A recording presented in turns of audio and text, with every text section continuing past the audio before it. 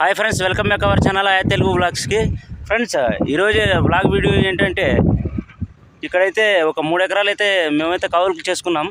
ఈ పొలానికి అయితే నీళ్ళు అనేది అస్సలు లేవు మనకి.